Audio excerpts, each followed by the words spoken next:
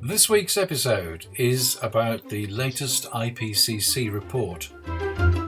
You're probably already aware that it's pretty pessimistic. Will the warning be heeded this time?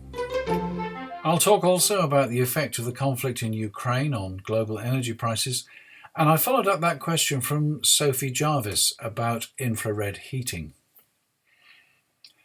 Hello, I'm Anthony Day, and this is the Sustainable Futures Report for Friday, the 4th of March. The IPCC, the Intergovernmental Panel on Climate Change, has finalised the second part of its sixth assessment report, Climate Change 2022, Impacts, Adaptation and Vulnerability. There was a press launch this week. The whole event was recorded, and you'll find the links on the Sustainable Futures Report website, as well as a link to a 3-minute trailer. Key messages. Well, the key messages are that the scientific evidence is unequivocal. Firstly, climate change is a threat to human well-being and the health of the planet. Secondly, any further delay in concerted global action will miss the brief, rapidly closing window to secure a livable future. And thirdly, taking action now can secure our future. There's a warning that some changes have already become irreversible. If you weren't concerned about the climate crisis, you wouldn't be listening to the Sustainable Futures Report, so I'm not going to repeat in detail all the potential and present consequences of the climate crisis. You're pretty well aware of them already. Let me just remind you of 3 events out of very many which bring home the reality of climate change.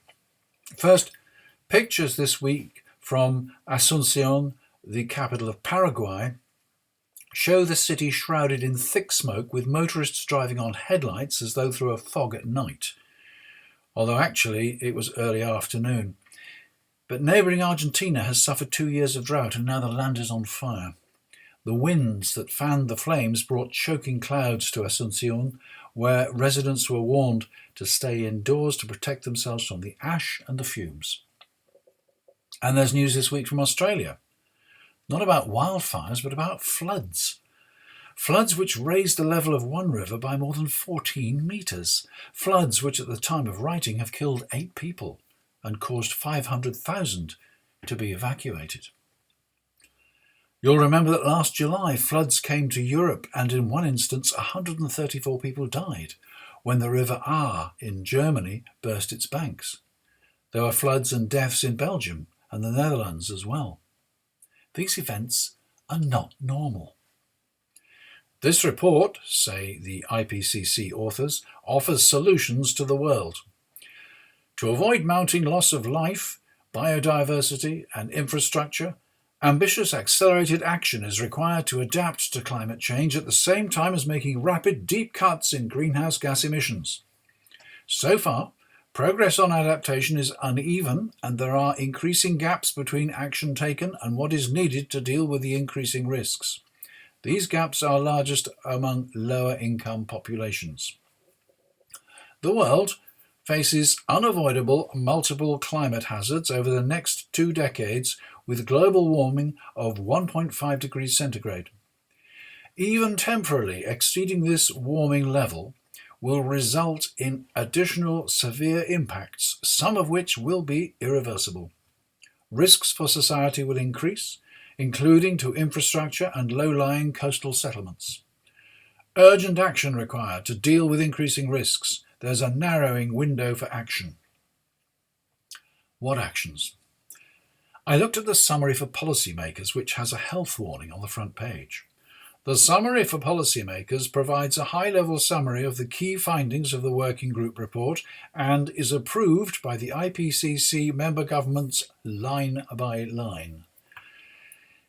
Yeah, this is the document which is pored over and argued over by politicians with some of the scientists who wrote it.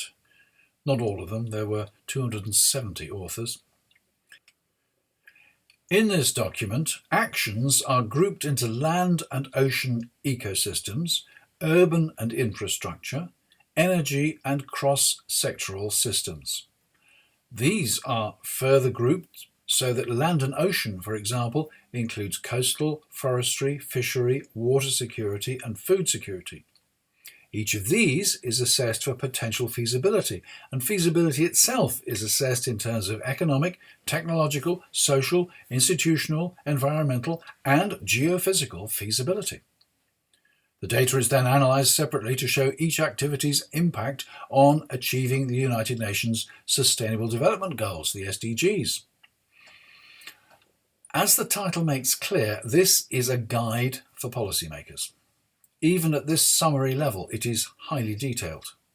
It is not a statement of policy.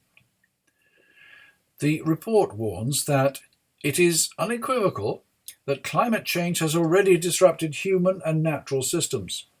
Past and current development trends, past emissions, development and climate change, have not advanced global climate resilient development. Societal choices and actions implemented in the next decade determine the extent to which medium and long-term pathways will deliver higher or lower climate resilient development. Importantly, climate resilient development prospects are increasingly limited if current greenhouse gas emissions do not rapidly decline, especially if 1.5 degrees centigrade global warming is exceeded in the near term. These prospects are constrained by past development, emissions and climate change, and enabled by inclusive governance, adequate and appropriate human and technological resources, information, capacities and finance. The IPCC and the United Nations do not make policy. They provide the data to allow politicians to make informed decisions. Action on climate change is therefore dependent on politics and politicians. In a world where Vladimir Putin has reputedly said that without Russia there is no point in having a planet, as his finger hovers over the nuclear button, it is clear that there is much, much more at stake than the future of Ukraine. The assault on Ukraine continues. The Sustainable Futures Report is not a political podcast, but it would be irresponsible to ignore what is going on in the world around us, and unconscionable not to deplore the murderous attacks continuing on innocent civilians. The campaign is likely to have serious consequences for us in the West, though nothing remotely as serious as those for the people in Ukraine. Europe relies on Russia for oil and gas. 60% or more of gas used in Germany comes from Russia, but nevertheless, Germany has now confirmed that the recently completed Nord Stream 2 pipeline, designed to bring natural gas directly from Russia to Germany, will not be opened for operation. This is part of the wide range of sanctions implemented against Russia in the last few days. Putin could decide to retaliate against European sanctions by reducing or cutting off existing gas supplies. Some say that at present, as long as we don't have a cold snap before the end of winter, Europe has enough gas in storage to meet demand. Others say that that is recklessly over-optimistic. In any case, once the stores have gone, we will still need gas, and there will be a scramble for supplies from other places like Qatar and the US, which will inevitably drive up prices. The UK uses very little gas from Russia, but in the face of a European shortage, the UK will face price and supply issues in global markets like any other nation. There are more calls to lift the ban on fracking so that the UK can enjoy the security of local supplies. Apart from the obvious problem that natural gas is a fossil fuel, it will take years to start production and the price will still be governed by global markets. Elsewhere in Europe, there are plans to bring coal-fired plants out of retirement, and Germany is reviewing the rate at which it is scheduling its nuclear fleet for decommissioning. Using more coal will make net zero more difficult to achieve. Maybe the situation will accelerate the development and installation of more renewables. In the UK, a significant number of businesses buy their gas from Gazprom Energy, registered in London but owned and controlled by Gazprom, the Russian state energy company. It says on the website, Gazprom is a reliable supplier of gas to Russian and foreign consumers. The company owns the world's largest gas transmission system, the total length of which, within the boundaries of Russia, reaches 175,000 kilometres. Gazprom sells more than half of its gas to Russian consumers and exports gas to over 30 countries within and beyond the former Soviet Union.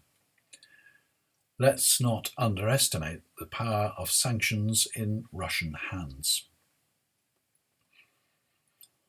And finally, Silver supporter Sophie Jarvis asks whether infrared heating is a viable and cost-effective alternative to a heat pump. A heat pump is powered by electricity but extracts heat from the air or from the ground so that its energy output is up to 4 times as great as the electricity used as energy input. As we've discussed before, heat pumps can replace gas boilers, although they cost significantly more. Installed in a new property, ideally used for underfloor heating, they can be very effective. They're not as good when retrofitted into existing homes because it's not easy to install underfloor heating, and larger radiators may be needed as the heat pump works at lower temperatures than a gas boiler. For this reason, a separate water heater is usually needed. Infrared heaters are commonly used as patio heaters or for outside areas at pubs and restaurants. They can be powered by bottled gas, but more and more are now electric. They emit invisible heat rays, although most of them produce some visible red light as well.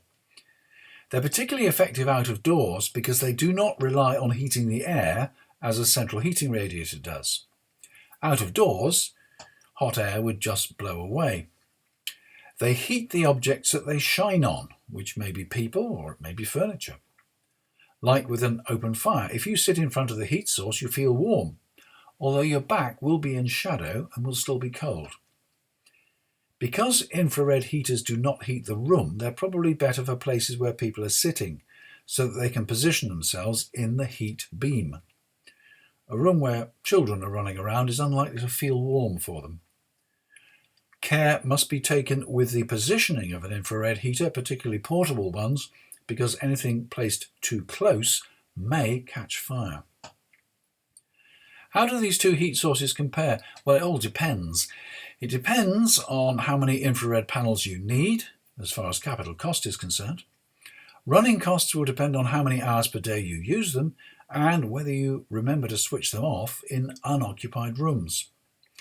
With infrared panels, you're unlikely to feel as warm as you would in a property with conventional central heating, except in particular locations.